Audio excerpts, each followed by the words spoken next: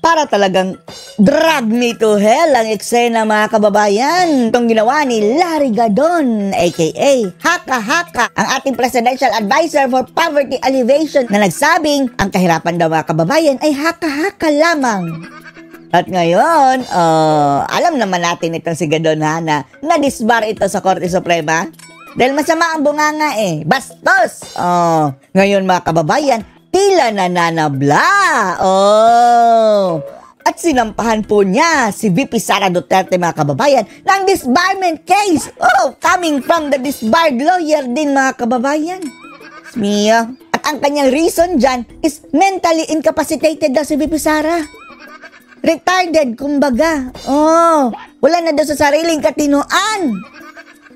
Ayon kay Haka-Haka, haka-haka niya mga kababayan. At hindi lang yan mga kababayan parang nang blackmail pa doon sa mga maestrado ng Korte Suprema dahil kung hindi daw siya kakatigan na i-disbar itong si Sara ay sila mismo, yung mga maestrado dyan sa Korte Suprema, ang sasampahan niya ng impeachment at ipapatanggal niya ang mga huwes ng Korte Suprema. Panoorin po ninyo ang kaululan nitong si Haka-Haka. Pero bago po yan, gusto po lang natin pasalamatan mga kababayan itong ating mga napakabait na viewers. Katulad na lang nitong si Baniksa. Ang sabi po ni Baniksa mga kababayan, na mayroon daw international media na kumampi kay VP Sara Duterte. Hindi daw sila bayaran at eto daw ang kanilang pangalan. Wayon! Na may 9.3 million subscribers. Panoorin po natin yung channel na yan mga kababayan. Wayon, thank you po Baniksa. At ang kababayan nating si Tony Pakit. Shoutout po raw sa Pakit family sa Hong Kong. Hello!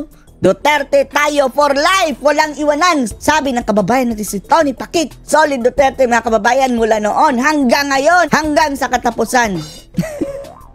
Diba? Matagal na po tayong Duterte supporter mga kababayan. Kahit noong 2016 pa. Isa nga tayo doon sa mga nagpakalbo. Para tatakbo si PRRD. Kalbo para sa pagbabago. Narito po ang video. Isinampana ni Presidential Advisor on Poverty Alleviation, Secretary Larry Gadon, ang disbarment case laban kay Vice President Sara Duterte dito sa Supreme Court ngayong araw.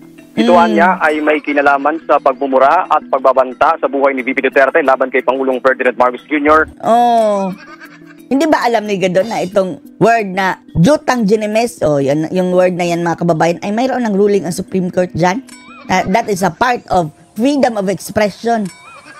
Iba yung ginawa nito si Gadon Yun ang kabastusan mga kababayan dahil nakita niyo naman lahat ginawa niya doon kay Robles na although dilawan pero grabe naman, binastusan niya ang pagkababae mga kababayan out of the topic na ang kabastusan niya.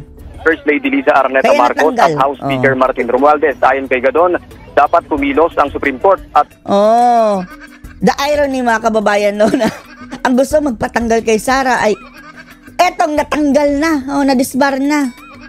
Nananabla. Tuluyan ng i-disbar ang pangalawang Pangulo dahil malinaw niya na may paglabag ito sa kanyang mga pahayaga. Mensahe Haka-haka ni Gadon kay Vice President Duterte na magbitiw na sa pwesto. Ano kasi di swerte? At sinong papalit? Ikaw? Palibasa mga kababayan, hindi manalo-nalo ang senador. Kaya gustong ipa-48 ang senador mga kababayan para pasok siya. Mag-resign at kumpiyansa si Gadon na mapapatalsik o may impeach ang pangalawang Pangulo dahil sa mga binitawan nitong salita laban sa mga matataas na opisyal sa gobyerno. I-impeach nyo, wala kaming pake. Dahil kung gagawin nyo yan, siguradong masushortcut ang termino ng mga ngagag nyo na amo. Sabi ni Gadon, kung hindi action ng Supreme Court ang inihain niyang disbarment case kay VP Duterte, siya mismo ang maghahain ng impeachment complaint sa lahat ng justices dahil hindi umano nila ginagawa ang kanilang tungkulin. Mga kababayan ng blackmail pa. Nanakot pa mga kababayan. Tinatakot ang mga maestrado ng Supreme Court. Kung hindi nyo yan a-actionan, ako ang magsasampa ng impeachment sa inyong lahat. Sige! Anong power mo? Hindi ka na nga abogado? Naging papa ka lang? Presidential Advisor for Poverty Alleviation? Ang yabang na mga kababayan kung sinong manakot ng taga-Supreme Court? Who are you? Mentally incapacitated. Ganito inilarawan ni Presidential Advisor for Poverty. Mentally incapacitated? Equivalent na po yan sa mga kababayan, talagang retarded. Yung nasisiraan na ng ulo. Yung hindi ka na marunong, hindi ko na alam anong ginagawa ko. Hindi nga natanggal si Biden, Haka-haka gadon. Na obvious na talaga apektado na ang kanyang pag-iisip, mga kababayan, yung cognitive. Diba? Si Sara pa, na nagsasabi lang naman ng katotohanan. Elevation na si Larry Gadon, si Vice President Sara Duterte, matapos ang kontrobersyal nitong pagbabanta. Go ahead. Meron siyang mga kababayan, Ito ba yung viral na stuff toy? Sa buhay ng first couple at ng House Speaker. Ayon pa kay Gadon, sapat na itong dahilan para magbitiw ang bise sa kanyang pwesto. Ang mga detalye alamin sa report. Sige, managinip lang kayo. Ni Kyle Bulyas. Go ahead. Dapat nang pababain si Vice Libre namang managinip. Duterte sa kanyang pwesto. Ito ang paniniwala ni Larry Gadon na siyang kalihim ng Office of the Presidential Advisor on Poverty Alleviation.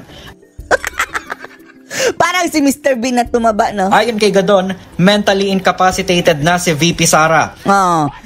Kumusta palang amo mo na sabi ni Sara na naniniwala daw siya sa assumption na si BBM ay isang addict?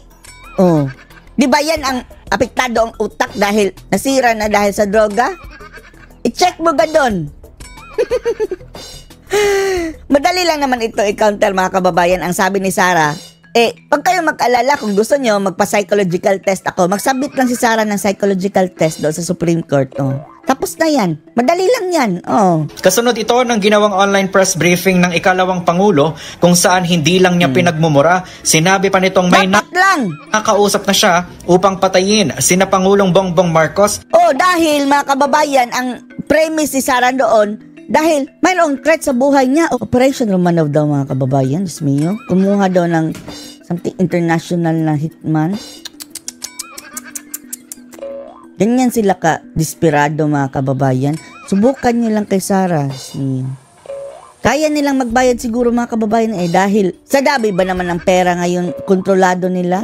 Ang nag-expose ng Operation Romanov, mga kababayan, ay sila Sasrogando Sasot.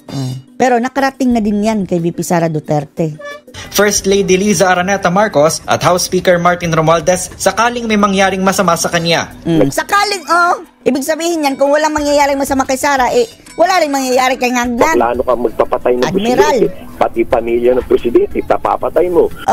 Paano yung buhay ng vice presidente na may active threat ngayon? Operation Romanov. Pati yung speaker. Tapos mura pa ng mura doon sa... As if naman, ang bango ng bunganga nito si Gadon. Mura ng mura. Si Sara. Presidente. Dapat nang murahin, kulang pa nga mura yan Smio. Kung hindi lang kasalanan, mga kababayan, kulang pa ang mura. Yung ginagawa mo, paano mo masasabi na you are still mentally capacitated to perform your role as Vice President? Dahil pang nag-uulyanin, Gadon. Baka ikaw ang nag-uulyanin dyan. Hindi na. Ano iniisip mo? Kahata. Minumukhay ko sa Kongreso. Pailan nyo na lang yan na yan. I-declare nyo na lang siya mentally incapacitated.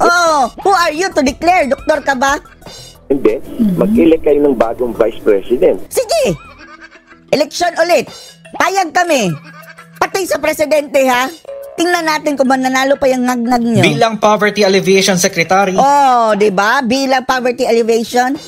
Yan ba ang trabaho mo bilang Poverty Alleviation? Sinabi rin ni Gadon na may ilang mga mahihirap ang nagsasabing nabiktima sila ng ni Bongbong Marcos. Hindi lang mahirap. Buong sambayan ng Pilipino ang nagsabing na biktima kami ni Marcos. BBM Sara Tandem noong 2022 na. Dahil lang budol ang ngag-ngag na yan, unit team. Tapos ngayon doon na nakipag-unit team sa mga dilaw, pula, komunista, makakaliwa, lahat ng hudas.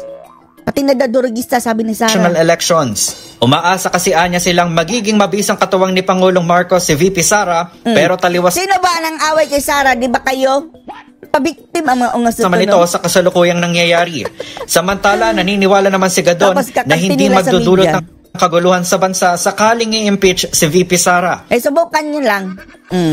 Go ahead. Ani ay may sinusunod namang proseso batay sa konstitusyon kung saan nang hahalili sa pagka-vice-presidente. Si Romualdez ang gusto nila, mga kababayan. Ay ang Senate President o ang House Speaker. House Speaker. So alam niyo na kung bakit. Anong masasabi niyo dito, mga kababayan, sa kabiluan na naman ni Gadon? Haka-haka na gustong ipadisbar at ipa-impeach si VP Sara. Post your comments below.